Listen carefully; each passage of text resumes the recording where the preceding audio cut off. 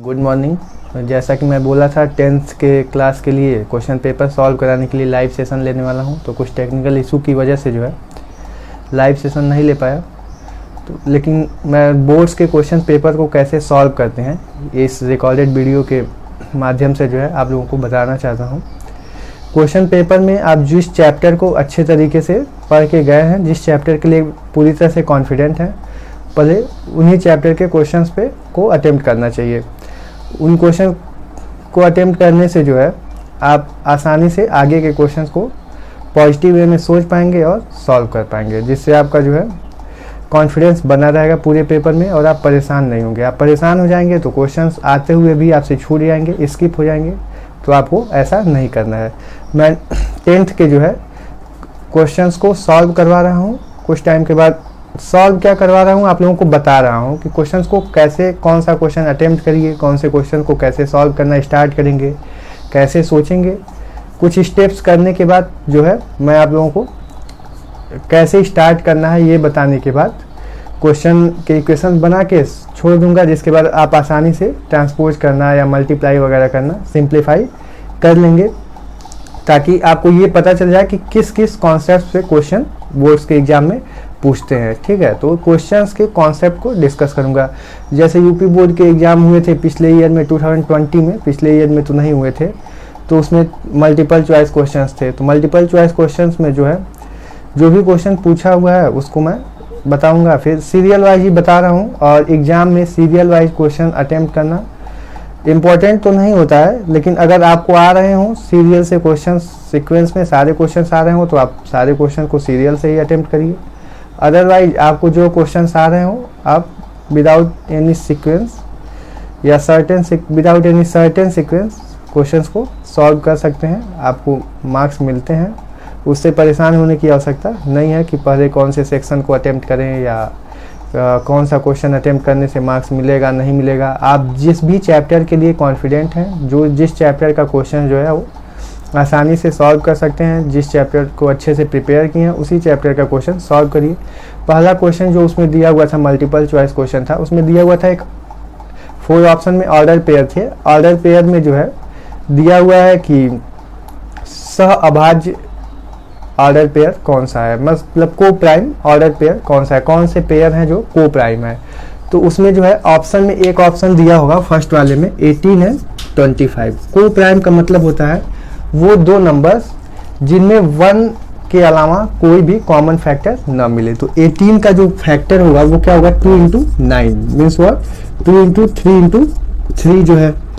तो एंड फिर 25 का जो फैक्टर होगा वो क्या होगा 5 इंटू 5। तो इसमें कोई भी कॉमन फैक्टर नहीं है, इसलिए ये वाला जो पेयर होगा 18 25 ये जो है को प्राइम पेयर होगा। ठीक है, नेक्स्ट क्वेश्चन जो है वो स्ट्रेट लाइन का क्वेश्चन है। स्ट्रेट लाइन कह सकते हैं, सेक्शनल फार्मूला का क्वेश्चन है। तो सेक्शनल फार्मूले के क्वेश्चन में पूछा गया कि 2 पॉइंट्स दिए हुए हैं, यहाँ पे एक पॉइंट दिया हुआ है, यहाँ पे दूसरा पॉइंट दिया हुआ है। ए और बी जो भी 2 पॉइंट्स दिए होते हैं, क्वेश्चन कैसे अटेम्प्ट करना है मैं बस आप लोगों को ये बता रहा हूँ। और ये ज्वाइन करने पे जो लाइन बनेगी उस लाइन को कोई थर्ड पॉइंट है जो 1:2 के रेशियो में डिवाइड कर रहा होगा उसमें। ठीक है, तो यहाँ पे जो भी पॉइंट दिए होंगे x1 y1 हो गए, और यहाँ पे जो भी पॉइंट दिए होंगे x2 y2 हो गए, और इस पॉइंट को हम निकाल सकते हैं। तो इसका जो भी कोऑर्डिनेट होगा, सपोज ये P पॉइंट है, तो इसका जो भी कोऑर्डिनेट होगा वो पूछा गया कि ये पॉइंट जो है किस क्वाड्रेंट में लाई करेगा, किस चतुर्थांश में लाई करेगा। तो क्वाड्रेंट कैसे देखते हैं इसके बारे में देख लीजिए। अब ये पॉइंट कैसे निकालेंगे, तो ये पॉइंट निकालने के लिए सेक्शनल फार्मूला होता है। सेक्शनल फार्मूला क्या होता है कि अगर ये m1:m2 में डिवाइड कर रहा होता है ये इंटरनल पॉइंट जो है, तो इंटरनली अगर डिवाइड करेगा तो इसका फार्मूला होगा x = m1 x2 plus m2 x1 upon m1 plus m2, and y = क्या होगा m1 y2 plus m2 y1 upon m1 plus m2। तो यहाँ से x1 y1 की ये वैल्यू और x2 y2 की ये वैल्यू यूज कर लेंगे, और m1:m2 के प्लेस पे क्या यूज कर लेंगे 1:2। तो यहाँ से जब सॉल्व करेंगे तो सॉल्व करने पे हमको जो भी वैल्यू आएगी, हमको लग रहा है कि यहाँ कुछ 17/3 आएगी और यहाँ पे -8/3 या जो भी आएगा, हमको उससे मतलब नहीं है। यहाँ से क्वाड्रेंट पूछा हुआ है तो हम बस साइन चेक करेंगे कि साइन कौन सा है। तो साइन चेक करने के लिए मैं आप लोगों को बता दूं कि क्वाड्रेंट में साइन कैसे चेक करते हैं। तो जब एक्स एक्सिस और वाई एक्सिस बनाते हैं तो ये पॉजिटिव एक्स एक्सिस, ये नेगेटिव एक्स एक्सिस, ये ओरिजिन होता है, ये पॉजिटिव वाई एक्सिस और ये negative y axis. Y dash से डिनोट करते हैं, एक्स डैश से डिनोट करते हैं। तो पहले क्वाड्रेंट में देखिए राइट हैंड साइड में जो एक्सिस है ये पॉजिटिव एक्स एक्सिस और ये वाई एक्सिस की पॉजिटिव एक्स एक्सिस। तो दोनों पेयर जो है, जो x comma y order pair लिखते हैं, उसमें दोनों पेयर में क्या है, positive x axis and positive y axis. इसलिए फर्स्ट क्वाड्रेंट जो है पहले चतुर्थांश में दोनों पेयर क्या होता है, पॉजिटिव होना चाहिए। सेकेंड क्वाड्रेंट में जो है देखिए ये negative x axis and positive y axis ये यूज हुआ है। तो यहाँ पे x जो होता है वो नेगेटिव होता है और y जो होता है वो पॉजिटिव होता है। ये क्या हो गया, सेकेंड क्वाड्रेंट। थर्ड क्वाड्रेंट में जो होता है यहाँ पे देखिए नेगेटिव एक्स एक्सिस यूज हुआ है और नेगेटिव वाई एक्सिस यूज हुआ है, यानी कि ये दोनों साइन जो होते हैं दोनों पेयर के वो नेगेटिव होने चाहिए। फोर्थ क्वाड्रेंट में जो है देखिए पॉजिटिव एक्स एक्सिस यूज हुआ है और नेगेटिव वाई एक्सिस यूज हुआ है, तो प्लस माइनस। इससे अगर साइन प्लस माइनस में आता है ऑर्डर पेयर का तो फोर्थ क्वाड्रेंट में लाई करेगा, प्लस प्लस में आता है तो फर्स्ट क्वाड्रेंट में लाई करेगा, और माइनस प्लस में आता है तो सेकेंड क्वाड्रेंट में लाई करेगा, और माइनस माइनस में आता है तो फोर्थ क्वाड्रेंट में लाई करेगा। उसकी वैल्यू निकालेंगे कैसे, तो इस फॉर्मूले से, सेक्शनल फॉर्मूले वाले फॉर्मूले से x और y की वैल्यू निकालेंगे, इसका साइन देखेंगे। तो जो एग्जाम क्वेश्चन नंबर 2 दिया है फर्स्ट का सेकेंड, उसको सॉल्व करने पे प्लस माइनस में वैल्यू आएगी, आप आसानी से इस फॉर्मूले पे पुट करके सॉल्व कर सकते हैं। तो इससे ये क्लियर हुआ कि उसका आंसर जो होगा वो फोर्थ क्वाड्रेंट होगा, फर्स्ट का डी। ठीक है, तो अब फर्स्ट का सी देखते हैं। जो मैं सेकेंड क्वेश्चन बताया हूँ ये तो इंटरनल के लिए था, जैसे मैं फॉर्मूला बताऊँ m1 plus x2 plus m2 plus x1 upon m1 plus m2। Same formula externally अगर कोई पॉइंट किसी दो पॉइंट को ज्वाइन करने पे जो लाइन है उसको डिवाइड कर रहा हो एक्सटर्नली तो नेगेटिव साइन लेते हैं, और अगर इंटरनली डिवाइड करता है तो पॉजिटिव साइन लेते हैं। इस तरह से किसी भी पॉइंट का कोऑर्डिनेट एग्जाम में पूछ सकता है कि दो पॉइंट्स गिवन है और थर्ड पॉइंट उसको क्या कर रहा है, दो पार्ट में डिवाइड कर रहा है, तो उसके कोऑर्डिनेट्स क्या होंगे। तो इस इंटरनली भी बोल सकता है, एक्सटर्नली भी बोल सकता है। तो अगर इंटरनली बोलेगा तो जो फॉर्मूला होता है वो पॉजिटिव साइन के साथ होता है, और एक्सटर्नली बोलता है तो जो फॉर्मूला होता है वो नेगेटिव साइन के साथ होता है। तो ये आप ध्यान रखिएगा, फॉर्मूला उसमें क्या था, m1 x2 plus m2 x1 upon m1 plus m2, और अगर वही एक्सटर्नली होगा तो m1 x2 minus m2 x1 upon m1 minus m2, ये फॉर्मूला हो जाता है। ठीक है, अब यहाँ पे फर्स्ट का सी पार्ट जो है उसमें एक क्वेश्चन दिया हुआ है, उसमें एक सर्कल दिया हुआ है, जो है सर्कल का रेडियस दिया हुआ है, और सर्कल के सेंटर से आउटसाइड को एक पॉइंट दिया हुआ है, बाहर एक पॉइंट दिया हुआ है, जिससे जो है एक सर्कल ले लिए, सर्कल का सेंटर ले लिए, और सर्कल का जो रेडियस दिया होगा वो 5 दिया होगा, 5 सेंटीमीटर, और सर्कल के सेंटर से कुछ डिस्टेंस पे एक पॉइंट है जो सर्कल के बाहर है, जो कितनी डिस्टेंस पे, 13 सेंटीमीटर की डिस्टेंस पे है। और पूछा है कि उस पॉइंट से अगर सर्कल पे टेंजेंट ड्रा करते हैं, यानी कि कोई स्पर्श रेखा ड्रा करते हैं, तो उसकी लेंथ कितनी होगी, ये PT। तो यहाँ पे जब टेंजेंट ड्रा करते हैं तो सेंटर से अगर परपेंडिकुलर ड्रा होगा टेंजेंट पे, तो ये पॉइंट ऑफ कॉन्टैक्ट के थ्रू तो ये 90 डिग्री बनाता है। ये हमने एक थ्योरम पढ़ा है। ठीक है, तो जब ये राइट एंगल वो होगा, ट्रायंगल होगा, तो यहाँ से जो है हम पाइथागोरस थ्योरम लगा करके और PT की वैल्यू निकाल सकते हैं। PT की वैल्यू क्या हो जाएगी, √13 का स्क्वायर माइनस 5 का स्क्वायर। तो यहाँ से जो है हमको इसकी वैल्यू कितनी मिल जाएगी, √144, मतलब 12 सेंटीमीटर। 12 सेंटीमीटर जो भी ऑप्शन दिया होगा ये फर्स्ट का सी का वही सही होगा। ये फर्स्ट का डी पार्ट है, इसको सॉल्व करना है, तो यहाँ पे सिंपल वैल्यू पुट करके और सिंप्लीफाई कर लेंगे। tan 45 की वैल्यू क्या होती है, 1 होती है। मैं पार्ट 3 में ट्रिग्नोमेट्रिक टेबल डिस्कस किया था कि वैल्यू कैसे लर्न रखते हैं। cos 60 की वैल्यू क्या होती है, 1/2 होती है। sin 60 की क्या होती है, sin 30 की 1/2 होती है, तो sin 60 की √3/2 होती है। cot 30 की क्या होती है, tan 30 की 1/√3 होती है, cot 30 की √3 होती है। तो cos 60 की क्या होगी, 1/√3। चूंकि tan 30 की 1/√3 इसलिए cot 60 की 1/√3, क्योंकि डायगोनल रिलेशन बनता है, मैं पहले ही बताया था। तो 1/√3 यहाँ से क्या होगा, ये √3 और √3 क्या हो जाएगा, कैंसिल हो जाएगा। तो जब कैंसिल हो जाएगा तो बचेगा क्या, ये देखिए 2 से 2 भी कैंसिल हो जाएगा, तो x की वैल्यू क्या मिलेगी, 1। तो 1 ऑप्शन जिस भी ऑप्शन में दिया होगा वो क्वेश्चन, वो ऑप्शन सही होगा और यही इसका आंसर होगा, यही सोल्यूशन भी होगा। तो मल्टीपल चॉइस क्वेश्चन में जो है आप क्वेश्चन को सॉल्व भी कर सकते हैं और आंसर भी लिख सकते हैं। वैसे सॉल्व करके दिखा देंगे तो और अच्छी बात है एग्जाम के पॉइंट ऑफ व्यू से। कॉम्पिटिटिव एग्जाम में तो उसको करने की आवश्यकता नहीं होती, उसमें इतना आसान क्वेश्चन तो ऐसे अब पूछता नहीं है, किसी एग्जाम में पूछ भी सकता है। अब ये जो है उसमें फर्स्ट का ई पार्ट जो है वहाँ पे बताया गया उस क्वेश्चन में कि कोई कार है, कार पे क्या है वाइपर लगा हुआ है, तो वाइपर जो है वो क्या कर रहा है, स्टार्ट है, तो स्टार्ट है तो वो जो मूव कर रहा है वो 2 वाइपर लगे हुए हैं और दोनों जो है 120 डिग्री एंगल के साथ मूव कर रहा है। तो इस तरह से जब 120 डिग्री एंगल के साथ मूव कर रहा है तो वो कितना एरिया कवर करेगा इसके बारे में पूछा हुआ है। तो ये 2 वाइपर है और दोनों का जो रेडियस है वो उसमें स्मॉल आर दिया होगा क्वेश्चन में और बोला होगा कि ये जो एरिया कवर करेगा वो कितना होगा। तो 2 वाइपर हैं तो एक वाइपर जितना एरिया कवर करेगा वो और उसका डबल कर देंगे तो एक वाइपर कितना एरिया कवर करेगा। एंगल दिया हुआ है 120 डिग्री से वो रोटेट कर रहा है, 120 डिग्री वो रोटेट कर रहा है।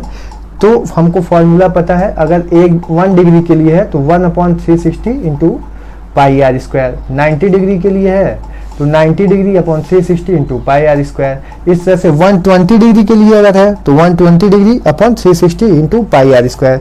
तो यहाँ से अगर थीटा की वैल्यू 120 डिग्री यूज करते हैं तो 120 degree upon 360 degree into pi r square और 2 होने की वजह से, 2 वाइपर होने की वजह से जो है ये 2 से मल्टीप्लाई हो जाएगा। तो आंसर क्या हो जाएगा अपना 2/3 पाई आर स्क्वायर। ये हो गया फर्स्ट का ई। फर्स्ट का एफ क्या है, प्रोबेबिलिटी का क्वेश्चन। प्रोबेबिलिटी में क्या पूछा है कि एक सामान्य ईयर में, लीप ईयर नहीं है, लीप ईयर है तो 366 डेज लेते हैं, 366 डेज लेते हैं। जनरल ईयर है, सामान्य ईयर है तो सामान्य ईयर में क्या लेते हैं 365 डेज लेते हैं। तो पूछा कि 53rd जो है संडे होने की प्रोबेबिलिटी, प्रायिकता क्या होगी। तो 53rd के लिए अगर हम 7 से 365 को डिवाइड करते हैं तो मुझे मिलता है क्या कि 52 कंप्लीट वीक मिलते हैं। लेकिन 53rd वीक जो मिलता है, 53rd में जो है केवल 1 रिमाइंडर बचेगा, 1 डे बचता है और उस 1 डे में टोटल डेज कितने होते हैं 7 होते हैं। तो उन 7 डेज में से किसी एक दिन के होने की प्रोबेबिलिटी, मान लीजिए कि अगर लीप ईयर होता तो उसकी जो प्रोबेबिलिटी होती वो उसमें रिमाइंडर 2 बचता, तो प्रोबेबिलिटी जो है किसी भी डे की प्रोबेबिलिटी 2/7 हो जाती, किसी भी सिंगल डे की प्रोबेबिलिटी 2/7 होती।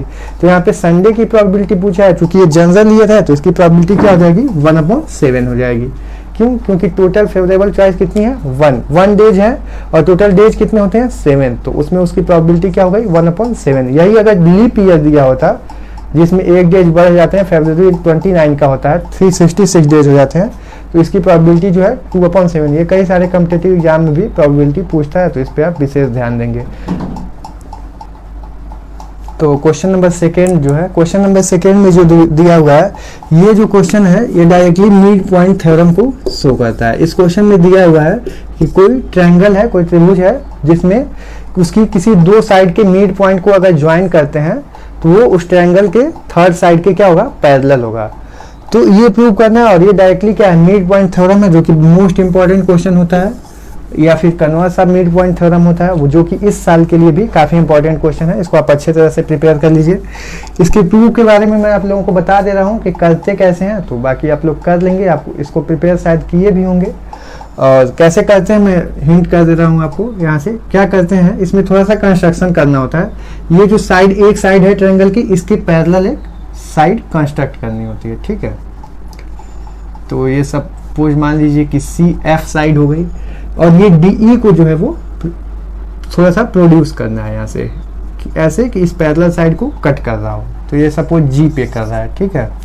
अब चूंकि D और E मिड पॉइंट है तो यहाँ से ये वाली लेंथ और ये वाली लेंथ जो है AE और CE इक्वल होगा और ये जो एंगल होगा ये दोनों स्ट्रेट लाइन होने की वजह से वर्टिकली अपोजिट होगा। अब चूंकि हम आप लोगों से बोल रहे हैं कि ये जो है BA, ये क्या है पैरेलल टू CF, जो हम कंस्ट्रक्शन किए हैं वो पैरेलल है, इस वजह से ये अल्टरनेट इंटीरियर एंगल से वो एंगल और ये एंगल आपस में क्या हो जाएगा इक्वल हो जाएगा, क्योंकि ये साइड और ये साइड पैरेलल है। तो इससे क्या हो गया कि 2 एंगल इक्वल हो गए और एक साइड इक्वल हो गई। तो ये कॉन्ग्रुएंट हो जाएगा। ये ट्रायंगल और ये ट्रायंगल क्या हो गया, आपस में कॉन्ग्रुएंट हो गया। तो जब ये ट्रायंगल और ये ट्रायंगल कॉन्ग्रुएंट हो गया तो ये साइड इक्वल है, तो यहाँ से DE और ये EG क्या हो जाएगा, आपस में इक्वल हो जाएगा। और ये पैरेलल होने की वजह से और ये साइड आपस में पैरेलल हो गई, तो हमको क्या मिल गया कि ये एक पैरेललोग्राम बन जाता है, जिससे जो है हम ये प्रूव कर पाएंगे कि ये और ये आपस में क्या हो गया, पैरेलल हो गया। तो इसको फर्दर हम प्रूव कर सकते हैं। आगे एक ट्रिग्नोमेट्री का क्वेश्चन दिया, मिड पॉइंट थ्योरम है, फोकस करिएगा, आपको कंफ्यूज होने की आवश्यकता नहीं है। नेक्स्ट क्वेश्चन क्या है, sec 4 theta equal to cosec theta minus 20 degree. तो सेक 4 थीटा को हम क्या लिख सकते हैं, कोसेक 90 माइनस 4 थीटा। और सिंपल यहाँ से कंपेयर करके और थीटा की वैल्यू निकाल लेंगे, और कुछ करना ही नहीं है, ठीक है। तो कोसेक थीटा माइनस 20 डिग्री, यहाँ से क्या हो जाएगा 90 minus 4 theta equal to theta minus 20 degree. यहाँ 4 थीटा को उधर ट्रांसपोज करेंगे, 20 को इधर, तो ये क्या हो जाएगा 5 थीटा इक्वल टू 110 डिग्री।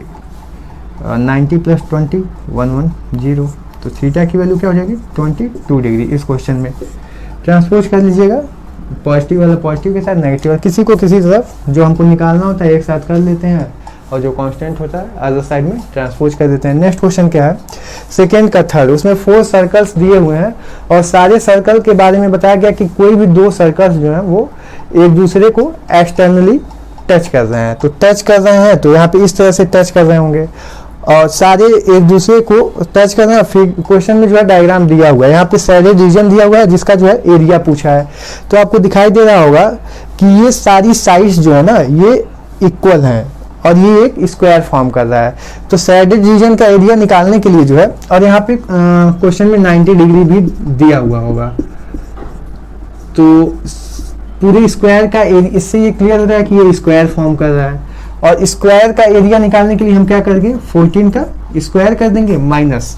अब ये देखिए एक क्वाड्रेंट हो गया, दूसरा क्वाड्रेंट हो गया सर्कल का, तीसरा क्वाड्रेंट हो गया और चौथा क्वाड्रेंट जो कि अनसाइडेड है। तो अनसाइडेड है तो चारों क्वाड्रेंट का एरिया निकाल करके और क्या करेंगे, उसको माइनस कर देंगे, तो हमको इस साइडेड रीजन का एरिया पता चल जाएगा।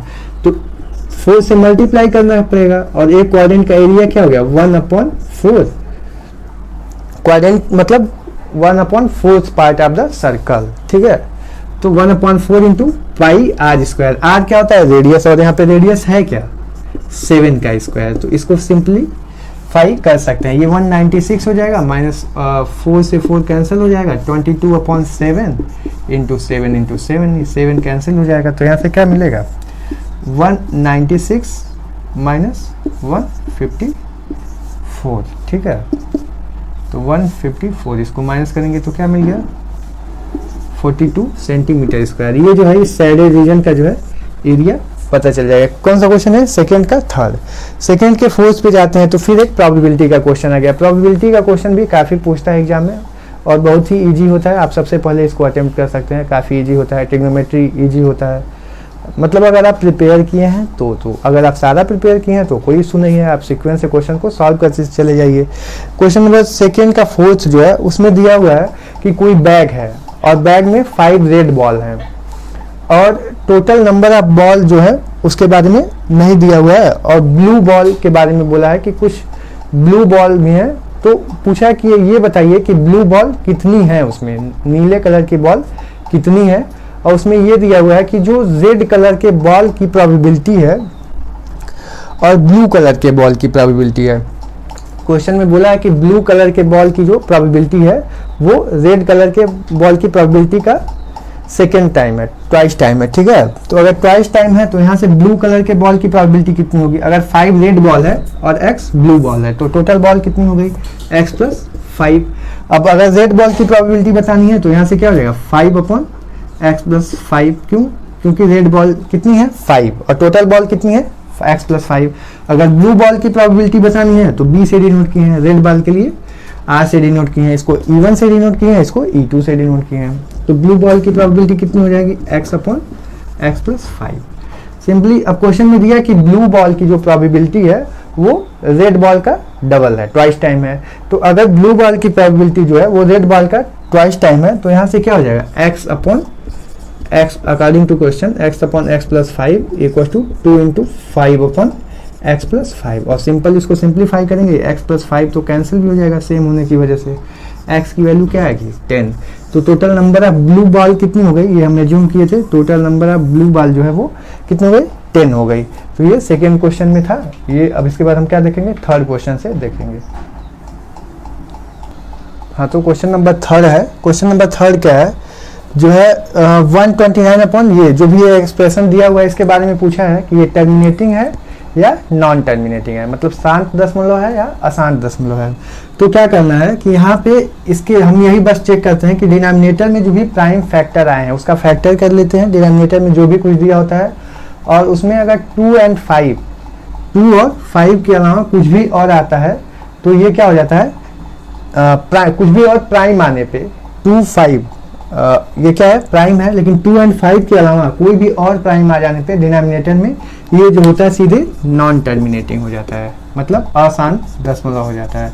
तो इसमें कुछ नहीं सोचना है और कुछ भी सॉल्व नहीं करना है। यहाँ पे प्रूव क्या करना है, बस रीजन दे देना है कि और इसका जब डिनोमिनेटर चेक करते हैं तो ये ध्यान रख लेते हैं ये अपने सिंपलेस्ट फॉर्म में होना चाहिए। ये जो फ्रैक्शन है ये अपने सिंपलेस्ट फॉर्म में होना चाहिए। मीन्स 7 से हो सकता था कि ये पूरा कैंसिल हो जाता है, तो यहाँ पे तो पॉसिबल नहीं है। और 7 जो है वो 2 और 5 के अलावा आया हुआ है, इस वजह से ये फैक्टर जो होगा, ये फ्रैक्शन जो होगा, ये क्या होगा नॉन टर्मिनेटिंग होगा। तो ये ध्यान दीजिएगा। अब नेक्स्ट थर्ड का सेकेंड क्वेश्चन है, जो यहाँ पे ये क्या दिया हुआ है, क्वाड्रेटिक इक्वेशन दिया हुआ है, क्वाड्रेटिक पॉलिनोमियल दिया हुआ है और इसके जीरोज पूछे गए हैं। तो जीरोज तब पता चलता है जब पॉलिनोमियल की वैल्यू क्या हो जाती है 0। जिस वैल्यू पे, जिस रियल नंबर पे पॉलिनोमियल की वैल्यू जो है वो 0 हो जाती है, वही रियल नंबर जो है उस पॉलिनोमियल का 0 हो जाता है, यानी कि शून्य भी हो जाता है, जो भी हिंदी में बोलते हैं। तो इसके लिए क्या करते हैं, इस पॉलिनोमियल को 0 से इक्वेट करते हैं और इसको सिंप्लीफाई करते हैं। सिंप्लीफाई करने पे जो है हमको जीरोज इसके पता चलते हैं कि जीरोज क्या होंगे। और उसके बाद बोला है कि जो जीरोज आएंगे वो जीरोज के जो रिलेशन होते हैं उसको सेटिस्फाई करने चाहिए। तो जीरोज के रिलेशन, अगर इसका जीरोज मान लिया कि एक क्वाड्रेटिक इक्वेशन है तो अल्फा और बीटा 2 जीरोज होंगे। तो इसका जो सम होता है वो -b/a के इक्वल होता है, जो प्रोडक्ट होता है वो c/a के इक्वल होता है। स्टैंडर्ड इक्वेशन क्या होता है क्वाड्रेटिक इक्वेशन का, ax² + bx + c = 0, जहाँ पे a जो है वो नॉन जीरो होना चाहिए, जीरो नहीं हो सकता है कभी भी, नहीं तो ये क्वाड्रेटिक इक्वेशन नहीं रहेगा। तो ये ध्यान रखना है। अब इसका फैक्टर करते हैं, जो जीरो जाएंगे वो इस रिलेशन को वेरीफाई करने चाहिए। तो यहाँ से b की वैल्यू है क्या, देखिए -7 और a की क्या है 1, मतलब कि दोनों का सम जो आना चाहिए दोनों जीरोज का वो -7 आना चाहिए। और c की वैल्यू यहाँ पे क्या है देखिए 12 और a की वैल्यू क्या है 1, तो 12/1, यानी कि दोनों का प्रोडक्ट कितना आना चाहिए 12 आना चाहिए। तो जीरोज निकालेंगे, ये रिलेशन वेरीफाई हो जाएगा ऑटोमेटिक। तो यहाँ से क्या हो जाएगा x² + 4x + 3x। स्प्लिट कैसे करते हैं, बीच वाले टर्म को ऐसे स्प्लिट करते हैं कि ये लास्ट वाले टर्म के प्रोडक्ट, बीच वाले टर्म को स्प्लिट करते हैं कि दोनों का ऐड करने पे या सब्सट्रैक्ट करने पे बीच वाला टर्म मिले और प्रोडक्ट करने पे लास्ट वाला टर्म मिले। कॉन्सेप्ट यही होता है। 7x को 2 पार्ट में डिवाइड किए, 4 और 3 में। कैसे निकालते हैं, तो लास्ट वाले टर्म का क्या करते हैं, फैक्टर करके चेक कर सकते हैं कि वो वैल्यू कैसे आती है। 7x को स्प्लिट किए तो क्या हो गया 4x + 3x, और 4 और 3 का प्रोडक्ट क्या होगा 12 होगा, तो कोई इफेक्ट नहीं पड़ता है। हो सकता है कि यहाँ पे भी कोई नंबर दिया हो x² का जो कोफिशिएंट है, तो ऐसे केस में हम क्या करते हैं x² के कोफिशिएंट का और ये लास्ट टर्म का प्रोडक्ट कर लेते हैं। जो वैल्यू आती है बीच वाले टर्म को स्प्लिट करने पे, ऐड करने पे तो यही वैल्यू आनी चाहिए, ऐड या सब्सट्रैक्ट करने पे, बट प्रोडक्ट करने पे जो है वो इसका और इसका x² के कोफिशिएंट का और कांस्टेंट टर्म का प्रोडक्ट आना चाहिए। तो कोई ऐसा क्वेश्चन मिलेगा तो आप देख लीजिएगा बुक में, यहाँ हमसे कांटेक्ट करके पूछ भी सकते हैं। इसमें देखते हैं, यहाँ से x अगर कॉमन लेंगे तो ये क्या हो जाएगा x + 4, और यहाँ से 3 कॉमन मिलेगा तो ये भी क्या हो जाएगा x + 4। यहाँ से x + 4 दोबारा से कॉमन मिला तो क्या मिलेगा x + 4, x + 3 = 0। तो x की वैल्यू क्या मिल गई -4 -3, ठीक है। तो x की वैल्यू ये मिल गई, इसके मतलब दो जीरो जो हो गए, -4 और -3। यहाँ से देखिए -4 और -3 को ऐड करेंगे तो -7, तो ये रिलेशन क्या हो गया वेरीफाई हो गया। यहाँ से देखिए -4 × -3, इसका प्रोडक्ट करेंगे तो क्या हो जाएगा +12, तो यहाँ से ये रिलेशन भी वेरीफाई हो गया। मतलब ये क्वेश्चन आपका सॉल्व हो गया। इसके जीरोज क्या होंगे -4 और -3, और इसका जो है जीरोज का जो रिलेशन होता है ये वेरीफाई हो गया, ठीक है। अब इसके लिए जो है नेक्स्ट क्वेश्चन के पास आते हैं। नेक्स्ट क्वेश्चन में क्या करना है, यहाँ से देखिए यहाँ पे किसी 3 पॉइंट्स को दिया हुआ है और पूछा हुआ है कि ये जो है ट्रायंगल फॉर्म करेगा या नहीं करेगा। तो तीनों पॉइंट को क्या करते हैं, ज्वाइन करते हैं, किसी भी दो दो पेयर को लेकर के दो दो पॉइंट को लेकर के ज्वाइन करते हैं, तो थ्री साइड से बाउंडेड फिगर मिलता है। यहाँ पे क्लोज बाउंडेड फिगर मिला है, जो फिगर जो है ट्रायंगल ही फॉर्म करता है। ट्रायंगल फॉर्म करने के लिए क्या होना चाहिए कि थ्री साइड से क्लोज्ड और बाउंडेड फिगर मिलना चाहिए। तो रेक्टिलिनियर फिगर होता है जो पॉइंट्स के कोऑर्डिनेट दिया हुआ है, और आपसे पूछा गया है कि ये बताइए कि ये जो ट्रायंगल फॉर्म होगा वो किस टाइप का ट्रायंगल है। तो पहले मैं बता दूं आप लोगों को कि कितने टाइप के ट्रायंगल हो सकते हैं, आप आंसर क्या क्या कर सकते हैं। तो एक होता है क्या कि सारी ऑल साइड जो है वो A B B C and C A equal हो, तो उस केस में इक्विलैटरल ट्रायंगल होता है। कौन सा ट्रायंगल होता है, इक्विलैटरल ट्रायंगल या समबाहु त्रिभुज होता है। दूसरा क्या होता है कि कोई भी दो साइड इक्वल हो, suppose A B equal to B C हो, तो इस केस में क्या होता है, कौन सा ट्रायंगल होता है, आइसोसेलेस ट्रायंगल होता है। इक्विलैटरल और आइसोसेलेस ट्रायंगल होता है। अब जो है इसको क्या बोलते हैं, हिंदी में क्या बोलेंगे, समद्विबाहु त्रिभुज बोलते हैं, ठीक है। और ऐसा हो सकता है कि तीनों साइड जो है ट्रायंगल के इक्वल ना हो, सारी अनइक्वल हो, तीनों साइड अलग अलग आए, तो उस केस में क्या हो जाता है, स्केलिन ट्रायंगल बोलते हैं, जिसमें जो है कोई किसी भी तरह का ट्रायंगल की साइड जो है इक्वल नहीं होती है, तो उसको विषमबाहु त्रिभुज बोलते हैं हिंदी में, या स्केलिन ट्रायंगल बोलते हैं इंग्लिश में, ठीक है। अब यहाँ पे एक तरह से और चेक करते हैं, हो सकता है कि ये ट्रायंगल जो है राइट एंगल ट्रायंगल हो, और हो सकता है कि नहीं भी हो। तो उसको चेक करने के लिए क्या करेंगे, ए बी बी सी और सी ए जो भी आएगा, इसमें से जो सबसे बड़ी वाली साइड आएगी उसका स्क्वायर करने पे अदर टू साइड के स्क्वायर के सम के इक्वल आ जाना चाहिए। अगर ऐसा हो जाता है तो ये क्या हो जाएगा, राइट एंगल ट्रायंगल हो जाएगा।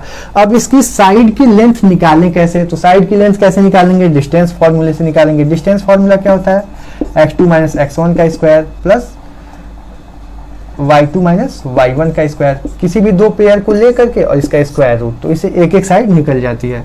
तो यहाँ से इसको x1 y1 मान लीजिए, इसको x2 y2 मान के इसकी डिस्टेंस निकाल लीजिए, एक को x1 y1 मान के दूसरे को x2 y2 मान के इसकी डिस्टेंस निकाल लीजिए, इसको x1 y1 मान के इसको x2 y2 मान के इसकी डिस्टेंस निकाल लीजिए। इसमें पुट करना है और निकालना है। सपोज हम इसको और इसको मान के एक निकाल के बता देना, बाकी आप लोग निकाल लीजिएगा।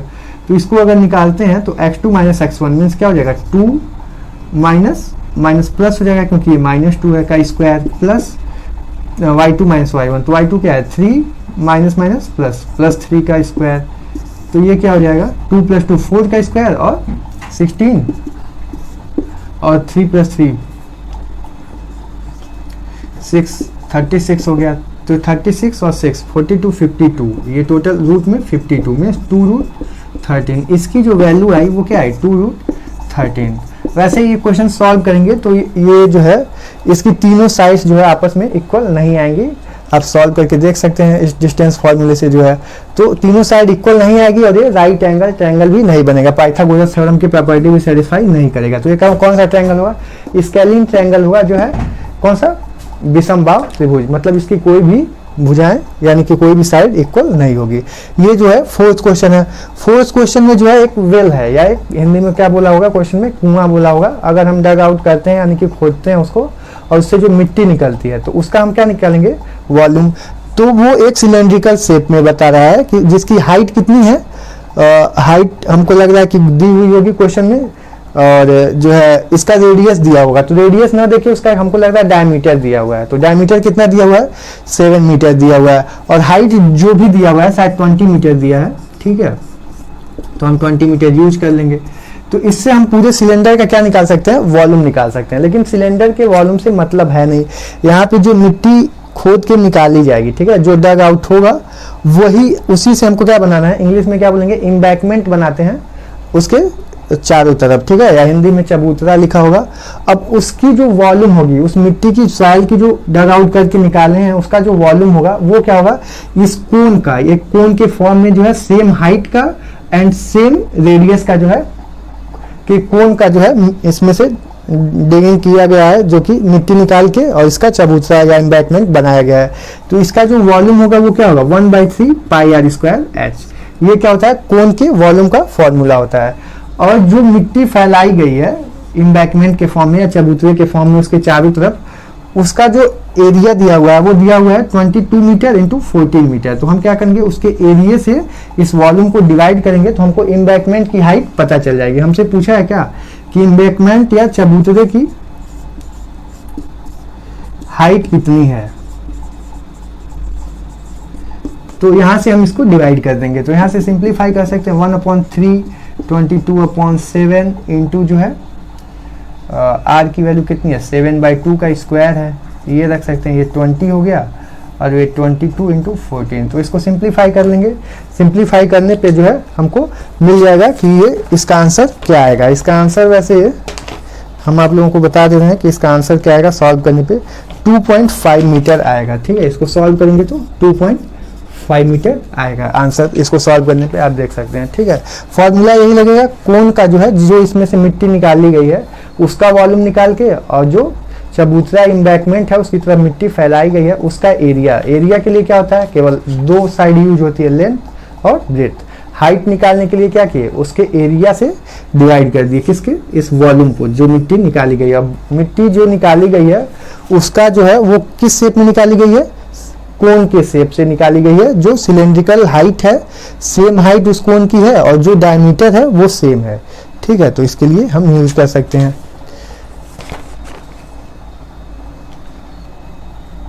हाँ, तो क्वेश्चन नंबर 4 पे आते हैं। 4 का फर्स्ट क्वेश्चन क्या है, 5 माइनस रूट 3 को क्या प्रूव करना है, एक इरेशनल नंबर यानी कि अपरिमेय संख्या प्रूव करना है। तो इसके लिए क्या करना पड़ेगा कि हमको अपरिमेय संख्या प्रूव करने का एक्चुअली में कोई ऐसा तरीका नहीं होता है, इसको हम लॉजिक से प्रूव करते हैं। तो लॉजिक से प्रूव करने का मतलब ये है कि हम इसको मान लेते हैं कि ये जो है परिमेय संख्या है, और कुछ हमको क्या मिलता है, कंट्राडिक्शन क्रिएट हो जाता है, विरोध उत्पन्न हो जाता है। तो इस वजह से जो है हमको बोलना पड़ेगा लास्ट में कि ये हमारी मानी हुई बात गलत है और जो है क्वेश्चन में जो दिया गया है वो सही है। उसके लिए क्या करते हैं, तरीका ये है कि जिस भी नंबर को इरेशनल नंबर, अपरिमेय संख्या प्रूव करना होता है उसको हम क्या मान लेते हैं कि वो रैशनल नंबर है, क्या है, परिमेय संख्या। उसके लिए हम उसको p/q के फॉर्म में लिख लेते हैं।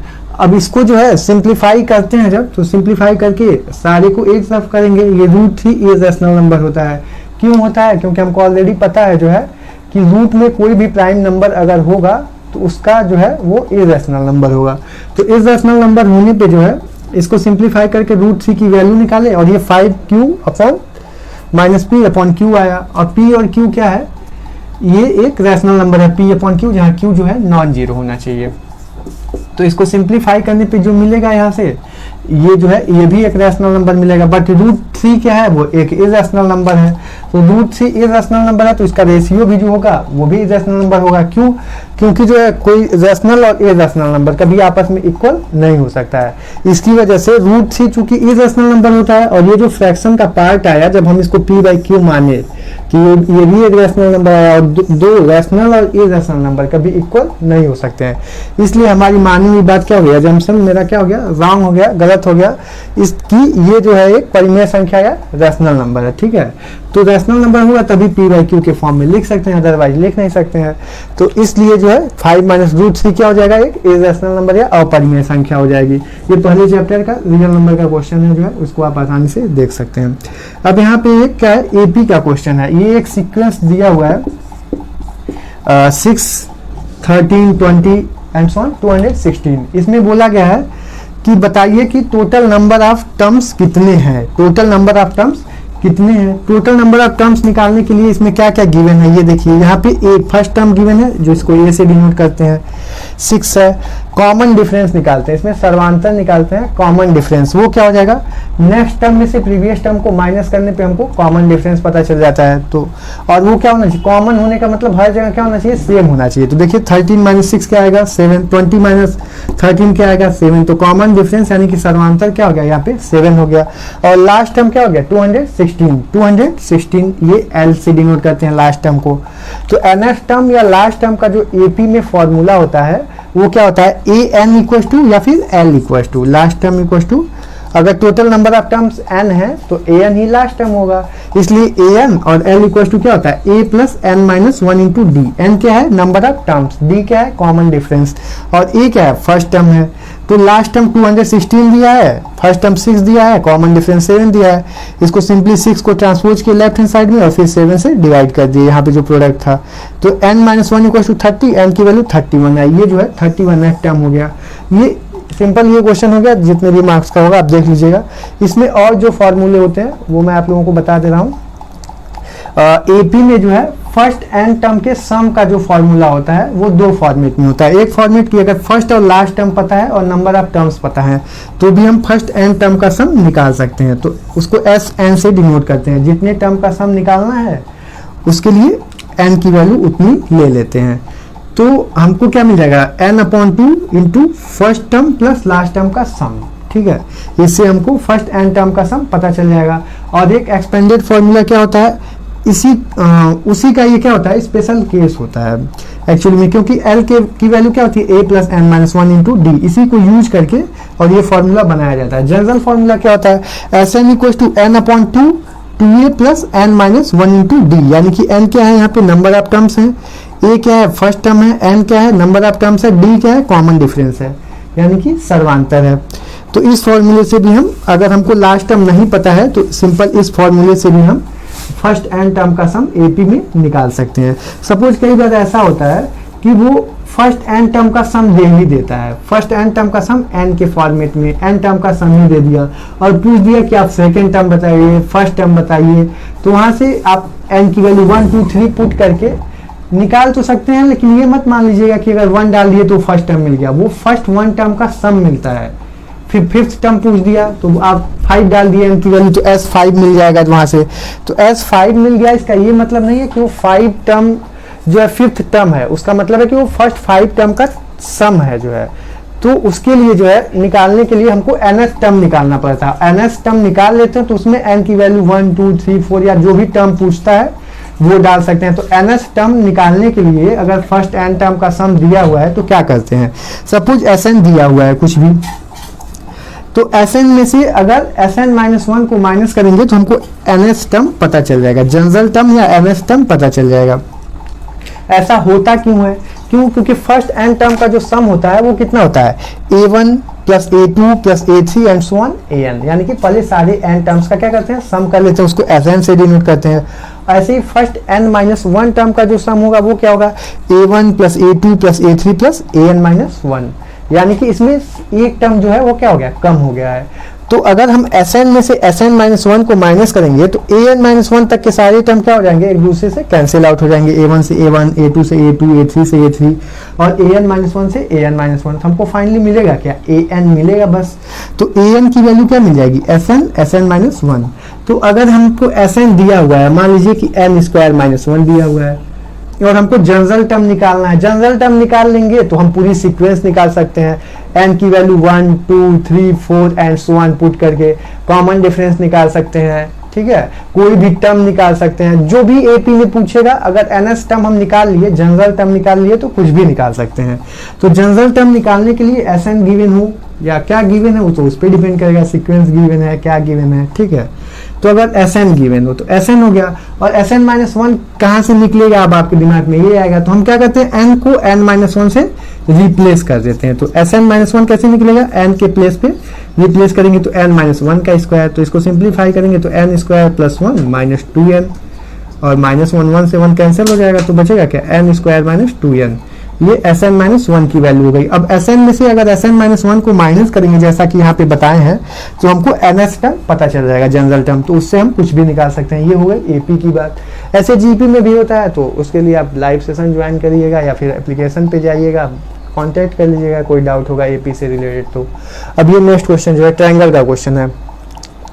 इस क्वेश्चन में जो है ट्रायंगल की किसी दो साइड के मिड पॉइंट्स दिए हुए हैं और ABC एक ट्रायंगल है, उसमें से AB और BC का जो है AB और AC का मिड पॉइंट दिया हुआ है, ठीक है। ये AB हो गया और ये AC हो गया और बोला है कि A का कोऑर्डिनेट भी दिया हुआ है। A का कोऑर्डिनेट 1, -4, E का कोऑर्डिनेट जो है 2, -1 और F का कोऑर्डिनेट 0, -1 दिया हुआ है।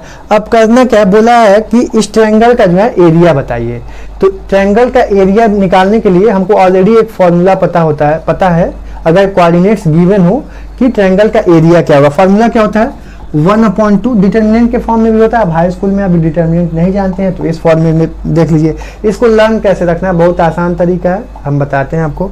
तीनों coordinate x1 y1 x2 y2 और x3 y3 दिया हुआ है। तो हम क्या करेंगे उसके लिए, अभी हमको ट्रायंगल के तीनों कोऑर्डिनेट्स नहीं पता है, मिड पॉइंट्स पता है दो साइड का और एक पॉइंट पता है, ये दोनों पॉइंट निकालने पड़ेंगे। तो इसको हम x1 y1 और x2 y2 मान लिए। अब ये दोनों निकाल लेंगे, फिर इस फॉर्मूले में पुट कर सकते हैं। फॉर्मूला लर्न कैसे रखते हैं, तो 1/2 ये तो ध्यान रखना है। अब उसके बाद क्या लिखते हैं, x1 plus x2 plus x3। अब इसके साथ जो ब्रैकेट है, ब्रैकेट में कौन कौन से टर्म होंगे, तो x1 के साथ क्या होता है y2 y3, यानी कि 1 के बाद 2 और 3, y2 माइनस y3, और प्लस x1 के बाद क्या आता है x2। तो x2 के साथ कौन सा टर्म होता है, तो 2 के बाद क्या आएगा 3, और 3 के बाद फिर वही रिसाइकल, 3 के बाद 1 y3 माइनस y1, और फिर x3। तो x3 के साथ क्या आएगा, 3 के बाद रिसाइकल होगा तो 1, और 1 के बाद 2, तो y1 माइनस y2। तो इसको रिसाइकलिंग प्रोसेस से याद रख सकते हैं कि सम किसका करते हैं, x1 plus x2 plus x3 का, और x1 के साथ ब्रैकेट में क्या होगा, तो y2 माइनस y3, यानी कि 1 के बाद 2 एंड 3, एंड फिर सेकेंड 2 के बाद जो है 3, और 3 के बाद 1 y3 माइनस y1, और x3 के साथ 3 के बाद क्या आएगा रिसाइकल से 1, और 1 के बाद 2, तो y1 माइनस y2। अब यहाँ पे प्रॉब्लम क्या है कि x1 y1 और x2 y2 यानी कि ट्रायंगल के दो अदर कोऑर्डिनेट्स हमको पता ही नहीं है कि क्या है, तो हम मिड पॉइंट फॉर्मूले से निकाल सकते हैं। मिड पॉइंट का फॉर्मूला क्या होता है, x1 प्लस x2 अपॉन 2, ठीक है, ये मिड पॉइंट का फॉर्मूला। अगर कोई दो पॉइंट पता है, दो कोऑर्डिनेट्स पता है, तो हम मिड पॉइंट उसका निकाल सकते हैं। अगर ये मान लीजिए x1 y1 है और ये x2 y2 है और इसका मिड पॉइंट निकालना है, तो इसका कोऑर्डिनेट क्या हो जाएगा, x1 plus x2 upon 2 and y1 plus y2 upon 2। अब ऐसे ही ये पॉइंट पता है और ये नहीं पता है, तो इसको x1 y1 मान लिया, और इसका मिड पॉइंट पता है तो इसको यूज करेंगे। तो देखिए क्या हो जाएगा, 1 plus x1 equal to 1 plus x1 upon 2 equal to 1। यहां से देखिए क्या हो गया, x1 plus 1 upon 2 equal to 2। तो यहाँ से ये x1 पता चल गया, 2 को ट्रांसपोज किए, 2 को क्या हो जाएगा ट्रांसपोज करेंगे, 2 को ट्रांसपोज करेंगे तो क्या हो जाएगा, 2 2 जा 4, और ये 1 को इधर ट्रांसपोज करेंगे तो -1, तो ये वैल्यू क्या हो जाएगी 3 हो जाएगी, ठीक है। x1 का कोऑर्डिनेट क्या हो गया 3 हो गया। अब ये क्या हो गया y1 प्लस y2 यानी कि -4, y1 minus 4 upon 2 equal to -1, क्योंकि इसका y कोऑर्डिनेट क्या है -1 है। तो यहाँ से इसको 2 को क्रॉस प्रोडक्ट करेंगे तो -2, और -4 को ट्रांसपोज करेंगे तो +4, यानी कि y1 की वैल्यू क्या आ गई 2 आ गई। तो यहाँ से जो है ये x1 y1 b का जो कोऑर्डिनेट मिला वो क्या मिल गया 3,2 मिल गया। और यहाँ से जो है AC, अब इस C वाले कोऑर्डिनेट को x2 y2 को फाइंड आउट करना है, तो फिर मिड पॉइंट का फॉर्मूला लगाएंगे, क्या हो जाएगा x2 plus x1 upon 2 equal to 0, x coordinate क्योंकि 0 है, और y2 plus -4 upon 2 equal to -1, क्यों, क्योंकि इसका y कोऑर्डिनेट क्या है -1 है। तो 2 को ट्रांसपोज करेंगे -2 हो गया, और y2 इक्वल टू -4 को ट्रांसपोज करेंगे तो +4, तो -2 + 4 क्या हो गया +2, यानी कि C जो कोऑर्डिनेट मिला ये -1 और (2), और B का जो कोऑर्डिनेट मिला 3,2। तो B को क्या माने x1 y1, C को x2 y2 और A को x3 y3। ये जो है A का कोऑर्डिनेट ऑलरेडी पता है, तो ये सारी वैल्यू इस फॉर्मूले में पुट कर देंगे और एरिया ऑफ ट्रायंगल जो है वो फाइंड आउट हो जाएगा। इस तरह से इस क्वेश्चन को सॉल्व कर सकते हैं। अब ये वाला ट्रिग्नोमेट्री का क्वेश्चन है। ट्रिग्नोमेट्री तो हम ऑलरेडी आप लोगों से डिस्कस कर चुके हैं, फिर भी एक बार और आप यहाँ पे आया हुआ है तो बता देते हैं। यहाँ पे साइन थीटा की वैल्यू 4/5 दी हुई है। अब इसके लिए क्या करना है कि हमको पता है कि साइन थीटा क्या होता है, परपेंडिकुलर अपन हाइपोटेन्यूज होता है, यानी कि लंब अपन कर्व। तो इससे जो है ये 4/5 हो गया। पाइथागोरस थ्योरम से इसका स्क्वायर, ठीक है, हाइपोटेन्यूज का स्क्वायर यानी कि कर्व का स्क्वायर माइनस जो है परपेंडिकुलर लंब का स्क्वायर इक्वल टू क्या हो जाएगा बेस का स्क्वायर। इसको सिंप्लीफाई किए तो ये क्या हो गया 3 आई है इसकी साइड। अब यहाँ से हम कोई भी एंगल निकाल सकते हैं, तो यहाँ पे हमको इसकी वैल्यू फाइंड आउट करनी है। तो tan थीटा की वैल्यू क्या हो जाएगी परपेंडिकुलर अपॉन बेस 4/3, ये यूज कर लिए। cos थीटा की वैल्यू यूज कर लिए, और फाइनली सिंप्लीफाई करने पे इसमें वैल्यू डाल देंगे cos थीटा की, tan थीटा की, sec थीटा की और cos थीटा की। तो सिंप्लीफाई करने पे इसकी वैल्यू जो आएगी वो क्या आएगी 1/2 आएगी। इस तरह से जो है अब आगे के क्वेश्चन पे चल रहे हैं। Question number 5। तो क्वेश्चन नंबर 5 जो है, क्वेश्चन नंबर 5 के फर्स्ट में दो इक्वेशंस दिए हुए हैं, ये और ये। इसमें क्या है, बोला गया है कि इसको क्रॉस मल्टीप्लिकेशन मेथड से एक तो सॉल्व करिए बज्र गुणनखंड विधि द्वारा, और दूसरी चीज कि इसका एक अद्वितीय हल होगा कि नहीं होगा। अद्वितीय हल होगा तभी सॉल्व करके इसका सोल्यूशन निकाल सकते हैं।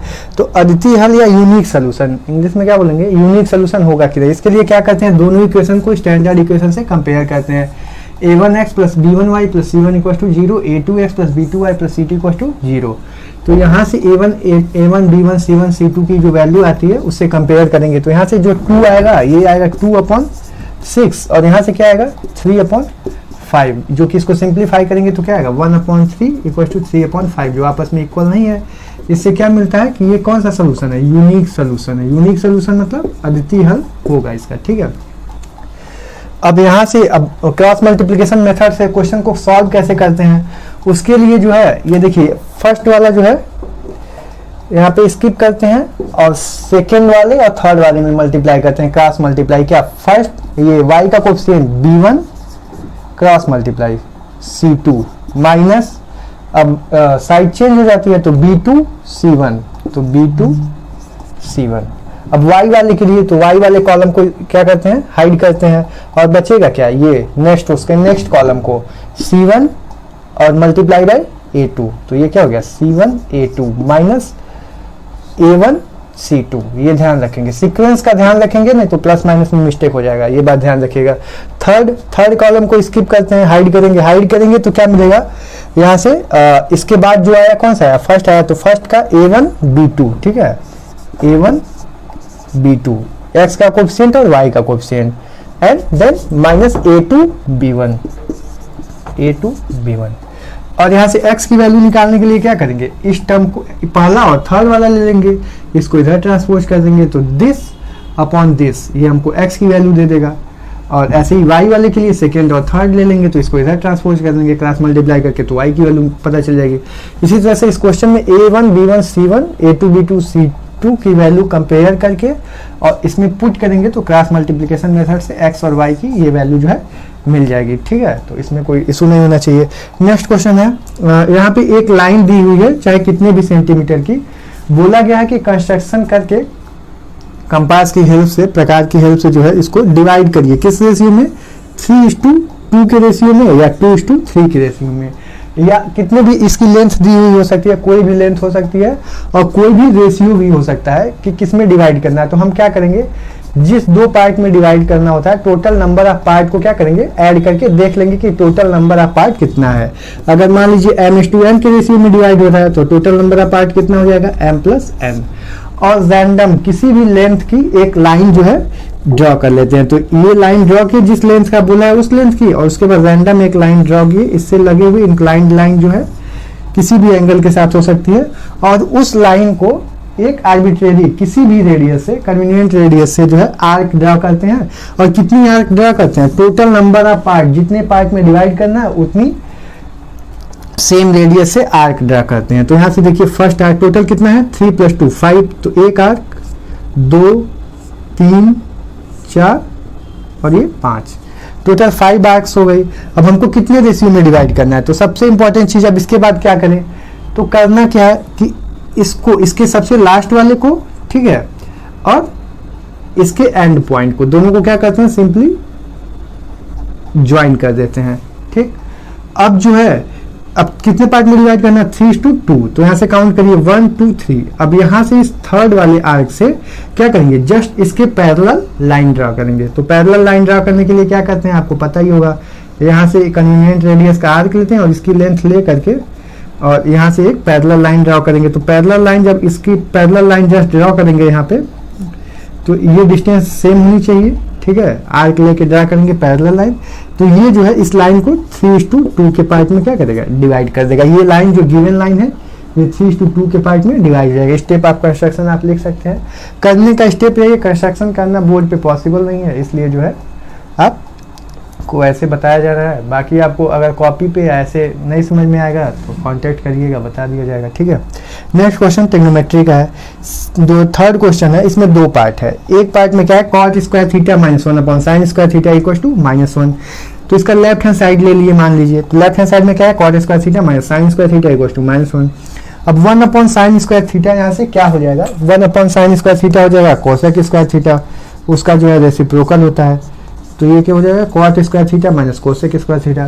थर्ड ट्रिग्नोमेट्रिक आइडेंटिटी जो बताए थे, cosec square theta equal to 1 plus cot square theta, तो वहां से क्या था, cosec square theta minus cot square theta equal to 1। तो यहाँ पे क्या है, cot square theta minus cosec square theta, तो इसके लिए यहाँ से माइनस कॉमन ले लेंगे, तो ये क्या हो जाएगा, cosec square theta minus cot square theta, तो इसकी वैल्यू क्या हो जाएगी, -1। ये जो हो गया राइट हैंड साइड आपका आ गया, ठीक है। अब इसका सेकेंड पार्ट, बस कितना छोटा सा क्वेश्चन है, केवल trigonometric identity one time use किया, आंसर हमको मिल गया। यहाँ पे रेसिप्रोकल किए हैं एक बार, ये ध्यान रखना। अब यहाँ पे देखिए इसमें भी same 1 plus tan square theta into 1 plus sine theta into 1 minus sine theta equal to 1, ये प्रूव करना है। तो यहाँ पे देखिए 1 प्लस tan स्क्वायर थीटा, ये क्या होता है, सेकेंड ट्रिग्नोमेट्रिक आइडेंटिटी से sec square theta, 1 plus sine theta 1 minus sine theta, ये फॉर्मूला हो गया किसका, a square minus b square का, तो 1 माइनस साइन स्क्वायर थीटा हो जाएगा, ठीक है। ये a plus B A minus B, तो a square minus B square, 1 का स्क्वायर 1 ही होगा, और 1 माइनस साइन स्क्वायर थीटा क्या होगा, फर्स्ट आइडेंटिटी से कॉस स्क्वायर थीटा हो जाएगा। अब देखिए sec theta into cosec theta, दोनों एक दूसरे के रेसिप्रोकल होते हैं, तो दोनों का प्रोडक्ट क्या हो जाएगा, 1 हो जाएगा। तो हमको राइट हैंड साइड में यही प्रूव करना था, ठीक है। तो क्वेश्चन नंबर जो है 5th का 4th पार्ट देखते हैं। क्वेश्चन नंबर 5th के 4th पार्ट में जो है ये टेबल दिया हुआ, क्लास इंटरवल यानी कि वर्गांतराल दिया हुआ है, और ये फ्रीक्वेंसी दी हुई है। हमको क्या पूछा है, मीन पूछा है, मीन मतलब माध्य पूछा है। तो इसके लिए हम क्या करते हैं, एक कॉलम बढ़ा लेते हैं, एक कॉलम में क्या लिखते हैं, एक्साइज लिखते हैं। एक्साइज में क्या होता है कि ये जो क्लास इंटरवल्स दी हुई होती हैं, इन दोनों का सम करके और 2 से डिवाइड कर लेते हैं, ठीक है।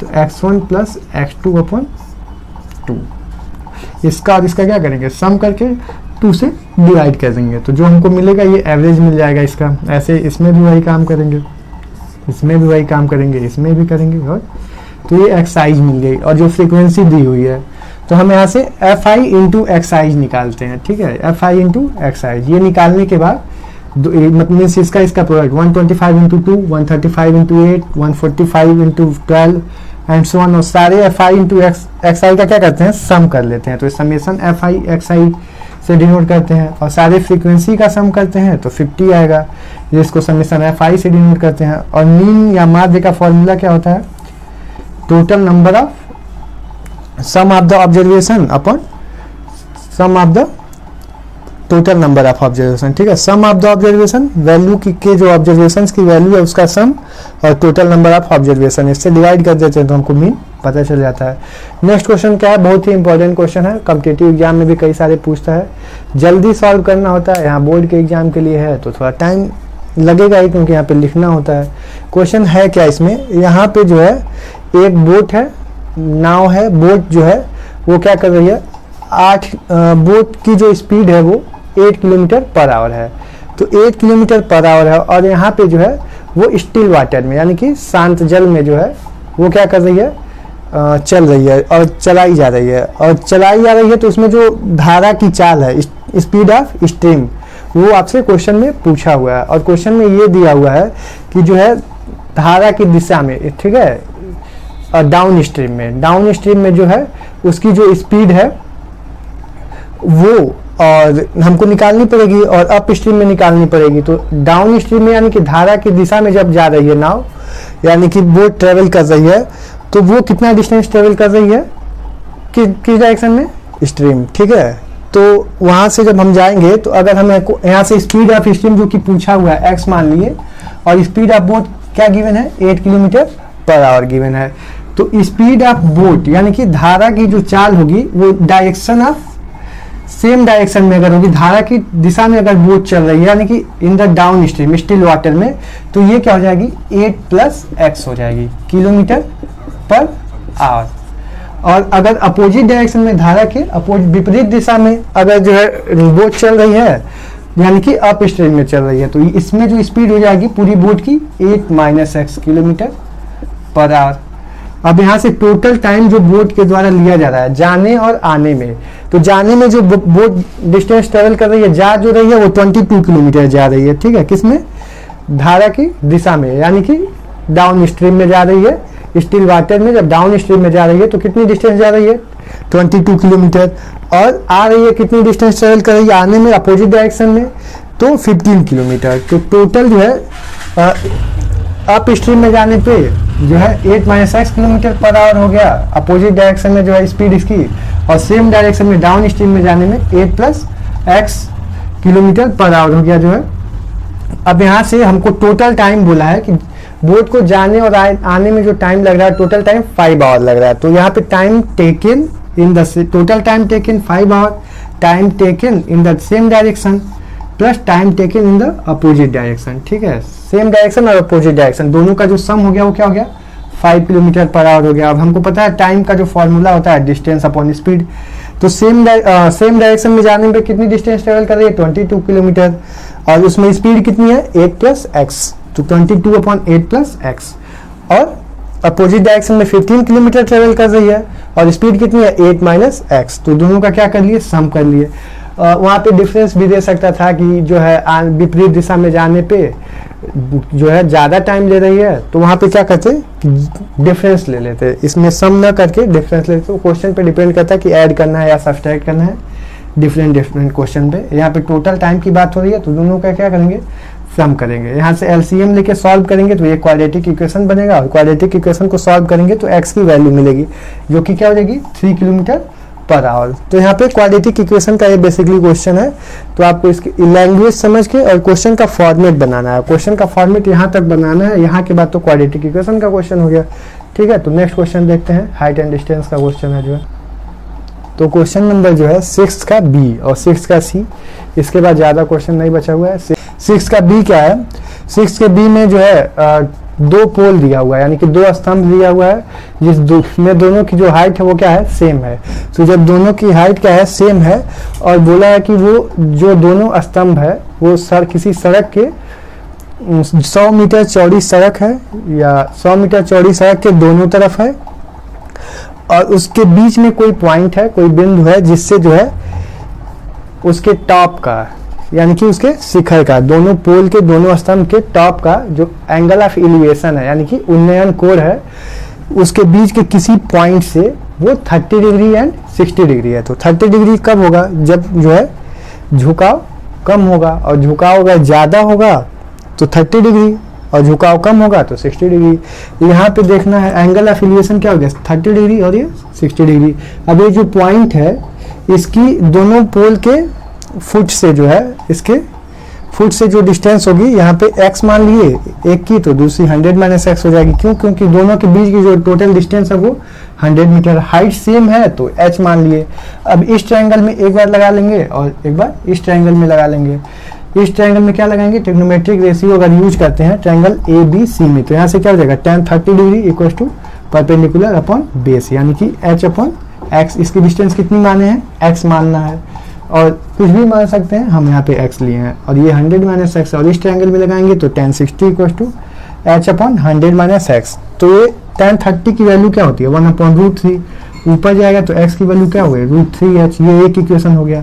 तो 2 ट्रायंगल या एक ट्रायंगल जो भी हाइट एंड डिस्टेंस में बनता है, यहाँ पे बस इतना ही हाइट एंड डिस्टेंस में ध्यान देना होता है कि I कहाँ है, मतलब व्यक्ति जो है कहाँ देख रहा है, कहाँ से देख रहा है। अगर उसको देखने के लिए किसी भी ऑब्जेक्ट को अपनी आंख को ऊपर की तरफ करना पड़ता है, ठीक है, तो एंगल ऑफ एलिवेशन बनता है, उन्नयन कोण बनता है। अगर आंख को नीचे की तरफ करना पड़ता है, झुकाना पड़ता है, तो फिर क्या होगा, एंगल ऑफ डिप्रेशन, यानी कि अवनमन कोण बनेगा।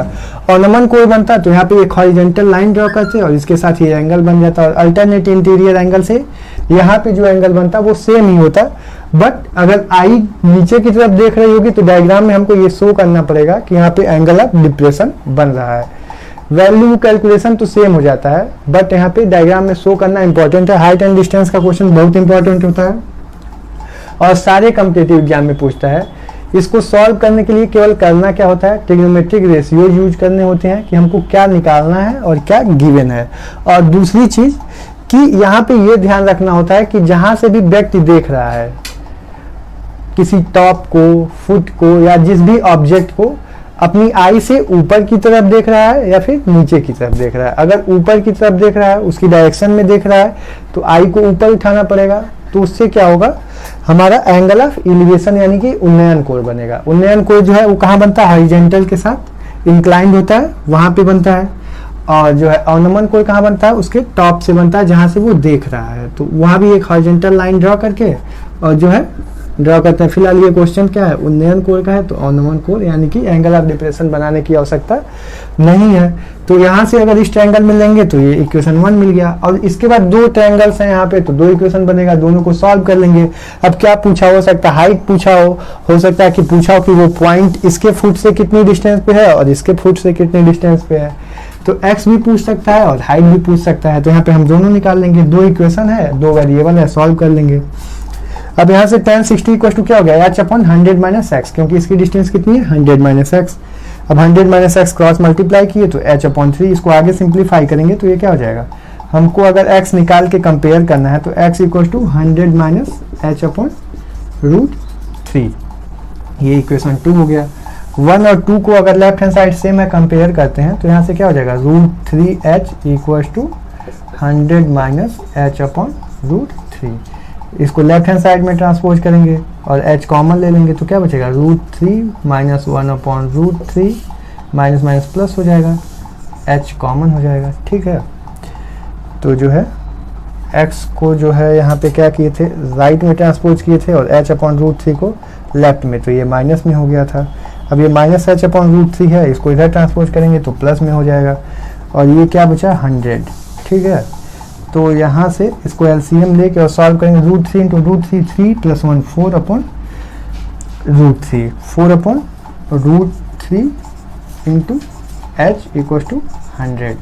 तो यहाँ से h की वैल्यू क्या मिल जाएगी, 100 √3 अपॉन 4 मीन्स 25√3 मीटर। ये जो है हाइट आ गई इसकी, पोल की यानी कि स्तंभ की हाइट आ गई। और यही सेम h की वैल्यू जो है यहाँ पे पुट कर देंगे तो 25√3, तो ये क्या आ जाएगा, x की वैल्यू क्या हो जाएगी 75 हो जाएगी, √3h, √3 इंटू 25√3 यानी कि 75 मीटर। x की वैल्यू 75 हो गई तो ये 25 हो जाएगा, यहाँ से जो है एंगल बन जाएगा। नेक्स्ट क्वेश्चन क्या है, यहाँ पे एक क्वेश्चन दिया हुआ है कि यहाँ पे एक सिलेंड्रिकल शेप है, सिलेंड्रिकल कोई ठोस है, ठीक है ना, कोई सॉलिड है, जिसमें से एक कोन जो है कट करके निकाला जा रहा है। कोन की जो हाइट है, जो सिलेंडर की हाइट है, सॉलिड की हाइट है, सेम हाइट है, उसका जो रेडियस है वो सेम रेडियस है, उसकी जो त्रिज्या है वो सेम है। तो यहाँ पे रेडियस दिया हुआ है कोन का और सिलेंडर का, दोनों का जो उसकी सेम है वो आर दिया हुआ है 6 सेंटीमीटर और इसकी हाइट जो दी हुई है 10 सेंटीमीटर। वॉल्यूम निकालना होता है तो इशू नहीं होता है कि हम सिलेंडर का वॉल्यूम निकाले, कोन का वॉल्यूम निकाले, रिमेनिंग पार्ट या रिमेनिंग सॉलिड का वॉल्यूम निकालना है तो सिलेंडर के वॉल्यूम में से जो है कोन के वॉल्यूम को माइनस कर दिया। अगर वॉल्यूम निकालना होता है तो इसके वॉल्यूम का क्या फॉर्मूला होता है, सिलेंडर का πr²h, और कोन के वॉल्यूम का क्या फॉर्मूला होता है 1/3 πr²h। और इसके वॉल्यूम में, सिलेंडर के वॉल्यूम में से कोन के वॉल्यूम को माइनस कर देते तो मटेरियल या सॉलिड का वॉल्यूम पता चल जाता।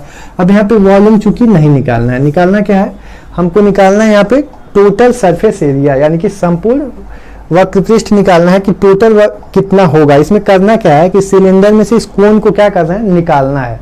लंब वृत्तीय सम को बोलते हैं वैसे उसको हिंदी में। तो यहाँ से जब कोन को निकालेंगे तो इसकी हाइट कितनी है h है और रेडियस कितना है r है।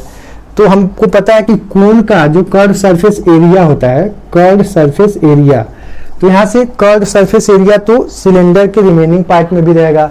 अब रिमेनिंग पार्ट का ही वो टोटल सरफेस एरिया पूछा है, तो रिमेनिंग पार्ट का अगर टोटल सरफेस एरिया पूछा है तो इसके अंदर जब इसको कट करके निकालेंगे तो इसका कर्व पार्ट, किसका कर्व पार्ट, कोन का, तो curve surface area of cone ये क्या होता है πr/l, और l क्या होता है स्लैंट हाइट। स्लैंट हाइट ये वाली है, इसको कैसे निकालते हैं, ये 90 डिग्री है तो r का स्क्वायर प्लस h का स्क्वायर, इस फॉर्मूले से निकाल सकते हैं पाइथागोरस थ्योरम लगा के। अब इस जो रिमेनिंग पार्ट है उसका टोटल कर्व सरफेस एरिया, तो पहले तो ये सिलेंडर है, सिलेंडर का curve surface area, curve surface area क्या हो जाएगा, या लैटरल सरफेस एरिया बोल सकते हैं, वैसे कर्व ही बोलते हैं, 2πrh। ठीक है, तो 2 पाई आर एच और इसका कर्व सरफेस एरिया। और देखिए जब कट करके निकाले तो ये वाला जो बेस था ये तो निकल गया, लेकिन ये ऊपर वाला या कोई एक पार्ट का जो बेस है वो बचा रहेगा। तो total surface area of remaining parts मतलब बचे हुए भाग का जो है टोटल सरफेस एरिया अगर निकालना है तो एक तो कर्व सरफेस एरिया, उसका फॉर्मूला क्या हो गया 2 पाई आर एच, और एक इसका ये पार्ट हो गया पाई आर स्क्वायर, इसका बेस का सरफेस एरिया हो गया पाई आर स्क्वायर, और ये जो है इसके कर्व पार्ट का जो इसमें रिमेनिंग पार्ट है, जब कोण निकाल दिए तो कोण में जो कर्व बचा है सिलेंडर के अंदर वो, तो उसका क्या हो गया पाई आर एल। तो यहाँ से अगर सॉल्व करेंगे तो यहाँ से देखिए पाई इंटू आर कॉमन हो जा रहा है, बच क्या रहा होगा 2h प्लस आर और प्लस एल। यहाँ पे ये 22/7 हो गया, r की वैल्यू 6 है, 2 इंटू एच की वैल्यू 10 है, r की वैल्यू 6 है, और l की वैल्यू जो है यहाँ से निकाल लेंगे। तो ये क्या हो जाएगा 10 का स्क्वायर प्लस 6 का स्क्वायर, जो भी आएगी डालेंगे और l की वैल्यू और सॉल्व करेंगे तो इसका आंसर क्या आएगा 710 सेंटीमीटर स्क्वायर। ये जो हो गया रिमेनिंग पार्ट का कर्व सरफेस एरिया हो गया। वो क्वेश्चन पे डिपेंड करता है कि हम फॉर्मूला कौन सा यूज करेंगे, तो क्वेश्चन ध्यान से पढ़ना होता है। कर्व सरफेस एरिया जो निकालना है, कर्व सरफेस एरिया का मतलब होता है कि उसमें टॉप और बॉटम का जो है एरिया छोड़ दिया जाता है, उसको लैटरल सरफेस एरिया भी बोलते हैं। ये ध्यान रखने की जरूरत है। कर्व सरफेस एरिया जहां भी हम बोल रहे हैं तो आप इससे यही मतलब निकालेंगे कि उसके टॉप का, ऊपर वाले भाग का और नीचे वाले भाग का जो है एरिया नहीं निकालना होता है। और टोटल सरफेस एरिया में कर्व सरफेस एरिया के साथ टॉप और बॉटम का जो है सरफेस एरिया ऐड कर लिया जाता है, ये बात ध्यान रखनी है। नेक्स्ट क्वेश्चन देखते हैं, नंबर 7 देखते हैं। क्वेश्चन नंबर 7 जो है ये क्वाड्रेटिक इक्वेशन का क्वेश्चन है। क्वाड्रेटिक इक्वेशन द्विघात समीकरण, ठीक है। तो यहाँ पे द्विघात समीकरण में ये क्वाड्रेटिक इक्वेशन होना चाहिए ax square plus bx plus c equal to 0 के फॉर्मेट में, और a जो है नॉन जीरो होना चाहिए, अदरवाइज ये क्वाड्रेटिक इक्वेशन नहीं रहेगा, लीनियर इक्वेशन हो जाएगा। ये बहुत इंपॉर्टेंट चीज़ है। अब इसके लिए डिस्क्रिमिनेंट काफ़ी इंपॉर्टेंट होता है। डिस्क्रिमिनेंट व्युत्कृत बोलते हैं हिंदी में, जो है यहाँ से कैपिटल V से निकालते हैं। इसकी वैल्यू क्या होती है b स्क्वायर माइनस 4ac, जो भी 4ac, यानी कि जो भी क्वाड्रेटिक इक्वेशन दिया होता है ए बी सी की वैल्यू क्या करते हैं कंपेयर करते हैं और डिस्क्रिमिनेंट निकाल लेते हैं। अब इसमें क्वेश्चन क्या बनता है कि कई बार पूछ देता है कई सारे कॉम्पिटिटिव एग्जाम में भी, ये जो है इसका जो है नेचर क्या होगा, इसके रूट्स का नेचर क्या होगा, रूट्स कैसे होंगे, इक्वल होंगे, अनइक्वल होंगे, रियल होंगे, इमेजिनरी होंगे, कैसे रूट्स होंगे ये बताना होता है। तो इसको इसके डिस्क्रिमिनेंट की हेल्प से ही बता सकते हैं कि इसके रूट्स कैसे होंगे। तो पहला केस क्या होता है कि b की वैल्यू अगर 0 आ जाती है तो रूट्स जो होते हैं वो क्या हो जाते हैं इक्वल हो जाते हैं, roots are equal and real. और ये भी है कि परफेक्ट स्क्वायर बनाते हैं तो ये जो है रैशनल भी होते हैं, रैशनल भी हो जाते हैं, रैशनल हो जाते हैं। रैशनल होगा तो रियल ऑलरेडी होगा, तो कई बार ऑप्शन में रैशनल भी कंक्लूड कर देता है, तो ये भी ध्यान रखने की जरूरत है। सेकेंड पार्ट जो हो गया, सेकेंड पार्ट में अगर डी की वैल्यू डिस्क्रिमिनेंट नेगेटिव आ जाता है, देन रूट्स जो होते हैं, यानी कि उसके रूट्स का मतलब क्या है, जीरोज की बात हो रही है, ठीक है, उसकी जो वैल्यू होगी वो क्या हो जाएगी, देन रूट्स आर इमेजिनरी। आगे चल के 12th स्टैंडर्ड में 11th-12th स्टैंडर्ड में कॉम्प्लेक्स नंबर पढ़ते हैं तो यही रूट्स इमेजिनरी हो जाते हैं, तो उस केस में रूट्स जो होते हैं वो कॉम्प्लेक्स हो जाते हैं। थर्ड पार्ट जो है, थर्ड पार्ट में अगर डी की वैल्यू क्या आ गई, ग्रेटर देन 0 आ गई, डिस्क्रिमिनेंट कोई जो वैल्यू आई, लेस देन 0 का मतलब नेगेटिव और ग्रेटर देन 0 का मतलब क्या हो गया पॉजिटिव। तो डिस्क्रिमिनेंट की वैल्यू सॉल्व करने पे अगर पॉजिटिव आ गई तो देन रूट्स क्या हो जाते हैं, roots are real and unequal, equal नहीं होते हैं, ठीक है, ये ध्यान रखने की जरूरत है। और दूसरी चीज कि कोई जरूरी नहीं है कि ये रैशनल हो भी सकता है और नहीं भी हो सकता है, वो इक्वेशन क्वाड्रेटिक इक्वेशन पे डिपेंड करेगा। लेकिन अगर रूट्स इक्वल हैं तो रूट्स रियल जो आते हैं वो रैशनल रूट्स आते हैं, ये क्लियर है, इसमें कोई डाउट नहीं होना चाहिए। अब यहाँ पे दो क्वेश्चन दिया हुआ है। पहले क्वेश्चन में दिया है कि ये इक्वेशन दिया है 2x square plus kx plus 3 equal to 0 और इसके रूट्स क्या है इक्वल हैं, तो k की वैल्यू पूछा है, तो रूट्स इक्वल होते हैं तो हम क्या बताएं d की वैल्यू 0 होती है, means b square minus 4ac की वैल्यू क्या हो जाएगी 0 के इक्वल होगी। तो b यहाँ पे क्या है k square minus 4 into a की वैल्यू क्या है 2 कंपेयर करने पे मिलेगा, और c की वैल्यू क्या है 3, तो यहाँ से k स्क्वायर की वैल्यू क्या हो गई 4 2 8 से 24, यानी कि k की वैल्यू क्या हो गई ±2√6। ये 3 मार्क्स का क्वेश्चन है, ये ध्यान देने की जरूरत है। और ऐसे क्वेश्चंस को पहले अटेम्प्ट करके कर लेना चाहिए अगर हम कॉन्फिडेंट हैं तो, और कॉन्फिडेंट होना भी चाहिए। टोटली क्वाड्रेटिक इक्वेशन में इतना ही रूल ही होता है डिस्क्रिमिनेंट, और इससे नेचर बताना होता है और कुछ नहीं होता है। फैक्टराइजेशन होता है, तो फैक्टराइजेशन आपको अभी हम पीछे बताए भी है। यहाँ भी एक क्वेश्चन है फैक्टराइजेशन का, यहाँ पे फैक्टर करना है और x की वैल्यूज निकालनी है। इसमें 2 पार्ट है, 3 मार्क्स का ये भी क्वेश्चन है। तो हम फैक्टर करते समय बताए थे अगर x स्क्वायर का कोफिशिएंट 1 ना हो तो जो भी कोफिशिएंट होता है उसको कांस्टेंट टर्म से प्रोडक्ट कर देते हैं। प्रोडक्ट करेंगे तो क्या मिलेगा 2 × 3 6, यानी कि -5 को ऐसे स्प्लिट करना है कि ऐड करने पे क्या मिले -5 मिले और प्रोडक्ट करने पे क्या मिले 6। तो ऐसा कौन सा नंबर होगा सोचिए, 3 और 2, -3 और -2 को ऐड करेंगे तो क्या मिलेगा -5 और प्रोडक्ट करेंगे तो 6। तो ये क्या हो जाएगा 2x स्क्वायर -2x और -3x + 3। ये नंबर पे 6 नहीं लिख देते हैं, ये एज सच रहता है, बस हम इसको स्प्लिट करने के लिए सोचते हैं कि किस में स्प्लिट करें, उसमें इसका यूज करते हैं। तो यहाँ से जो है 2x कॉमन हो जाएगा, मिलेगा क्या हमको x - 1 माइनस यहाँ से क्या कॉमन हो जाएगा 3, तो x - 1 = 0। तो यहाँ से क्या मिल गया 2x - 3 एंड x - 1। तो x की वैल्यू 2 वैल्यू मिल गई, एक वैल्यू क्या मिल गई 3/2 और एक वैल्यू क्या मिल गई 1। यहाँ से 2 वैल्यू, ये भी 3 मार्क्स का, यानी कि ये टोटल 6 मार्क्स के क्वेश्चन है और क्वेश्चन में ये पूछा जाता है। तो लॉन्ग क्वेश्चन में पूछने की वजह से काफी इंपॉर्टेंट हो जाता है discriminant all about quadratic equation this.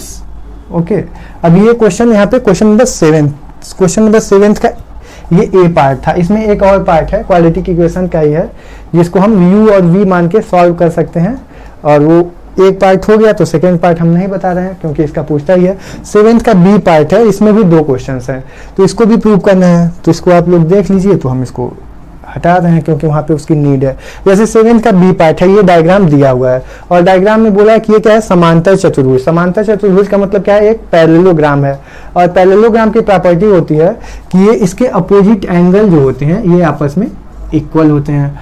अब चूंकि जो है पैरेललोग्राम की अपोजिट साइड्स भी जो होती हैं, अपोजिट पेयर वो पैरेलल होती है, तो इसकी वजह से जो है ये AD को एक्सटेंड किया गया है AE, तो ये AE और BC भी पैरेलल होगा क्योंकि ये पैरेललोग्राम है। तो इससे ये एंगल और ये एंगल अल्टरनेट इंटीरियर एंगल से जो है वो इक्वल हो जाएगा, जो कि क्वेश्चन में गिवन भी है। अब किसी भी 2 ट्रायंगल को सिमिलर प्रूव करने के लिए प्रूव क्या करना है, ट्रायंगल ABE और ट्रायंगल CFB क्या है आपस में सिमिलर है। तो कई सारी क्राइटेरिया होती हैं, 4 क्राइटेरिया होती है। एक एंगल सिमिलरिटी क्राइटेरिया होती है, साइड सिमिलरिटी क्राइटेरिया होती है, साइड्स के रेशियो करेस्पॉन्डिंग साइड्स के रेशियो इक्वल होते हैं, तो ट्रायंगल जो है वो क्या हो जाता है सिमिलर हो जाता है। किसी 2 ट्रायंगल के तीनों एंगल अगर सिमिलर इक्वल होते हैं तो ट्रायंगल सिमिलर हो जाता है, ठीक है। साइड भी सिमिलरिटी क्राइटेरिया होता है, तो और एंगल भी सिमिलरिटी क्राइटेरिया होता है। तो एंगल से एक स्पेशल केस बनता है एंगल, केवल 2 एंगल भी इक्वल होते हैं, तो एंगल सम प्रॉपर्टी से तीसरा एंगल ऑटोमेटिक इक्वल हो जाता है। इस वजह से केवल 2 एंगल इक्वल होने पर भी 2 ट्रायंगल सिमिलर हो जाते हैं।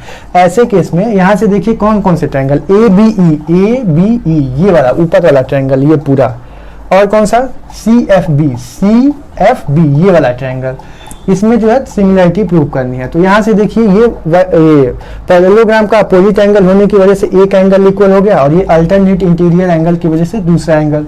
2 एंगल इक्वल होने की वजह से यहाँ पे हम रीजन लिख देंगे कि बाय एंगल सिमिलरिटी क्राइटेरिया ये ABE similar to triangle CFB। इसमें कुछ भी ज्यादा प्रूव करने की जरूरत नहीं है, 3 से 4 लाइन का क्वेश्चन है। 2 रूल यूज किया गया है, पैरेललोग्राम प्रॉपर्टी यूज की गई है, अपोजिट एंगल ऑफ पैरेललोग्राम और अल्टरनेट इंटीरियर एंगल, और एंगल सिमिलरिटी क्राइटेरिया से ये ट्रायंगल दोनों क्या हो गए पैरेललोग्राम के सिमिलर हो गए, ठीक है। अब ये क्वेश्चन है कि एक राइट एंगल ट्रायंगल है, ठीक है, और राइट एंगल ट्रायंगल है तो जो है इसमें प्रूव करना है कि BC जो है उसका मिड पॉइंट D है।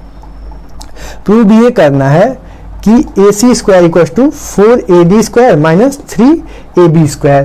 तो हम यहाँ पाइथागोरस थ्योरम यूज करेंगे और उसी की हेल्प से इसमें प्रूव कर लेंगे। तो देखते हैं इसको। तो यहाँ पे क्वेश्चन नंबर 7 का बी का सेकेंड पार्ट जो है, ये एक राइट एंगल ट्रायंगल है, बी पे राइट एंगल है और यहाँ पे डी मिड पॉइंट है BC का, और ये प्रूव करना है। तो प्रूव करने के लिए अगर हम triangle in triangle A B D, इसमें जो है पाइथागोरस थ्योरम लगाते हैं तो हमको क्या मिलेगा, A D square equals to A B square plus B D square. अब हमको क्वेश्चन में लाना क्या है, 4AD स्क्वायर लाना है, ठीक है। तो इसको हम क्या किए, 4 से मल्टीप्लाई कर दिए बोथ साइड में, तो ये क्या हो जाएगा 4AD square equals to 4AB square plus 4BD square. इसको हम इक्वेशन 1 मान लिए, ठीक है। 4 से बोथ साइड में क्या किए, मल्टीप्लाई कर दिए। अब जो है AC स्क्वायर चाहिए, तो AC स्क्वायर क्या हो जाएगा, यहाँ से पाइथागोरस थ्योरम लगाएंगे इन ट्रायंगल ABC, तो AC square equals to AB square plus BC square. अब देखिए BC जो है, BC में D मिड पॉइंट है, तो BD और CD यानी कि BD का डबल करेंगे तो BC के इक्वल होगा। मीन्स हम यहाँ से क्या लिख सकते हैं, BC equal to 2 into BD, तो यहाँ पे यूज कर सकते हैं। अगर यूज करेंगे तो ये क्या हो जाएगा, AB square plus 2 into BD का स्क्वायर, तो इस बेसिस पे ये क्या हो जाएगा, AB square plus 4 into BD square, ये क्या हो गया, AC स्क्वायर। अब ये हो गया इक्वेशन 2। हमको लाना क्या है, AC square equal to 4 into AD square, ठीक है। तो हम क्या करेंगे, इसमें से इसको माइनस करेंगे, इक्वेशन 2 में से subtracting equation 1 minus by equation 2, subtracting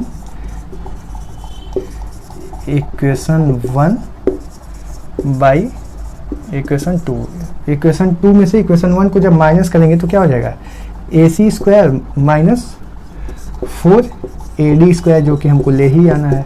और यहाँ से राइट हैंड साइड में क्या बचेगा, AB square minus 4AB square और plus 4BD square minus 4BD square. तो ये जो है ये तो कैंसिल हो जाएगा, और यहाँ से हमको जो है AB square minus 4AB square क्या हो जाएगा, माइनस 3AB स्क्वायर, और 4AD स्क्वायर को उधर ट्रांसपोज करेंगे तो AC स्क्वायर इक्वल टू क्या हो जाएगा, 4AD स्क्वायर, और AB square minus 4AB square क्या हो जाएगा, माइनस 3 इंटू AB स्क्वायर।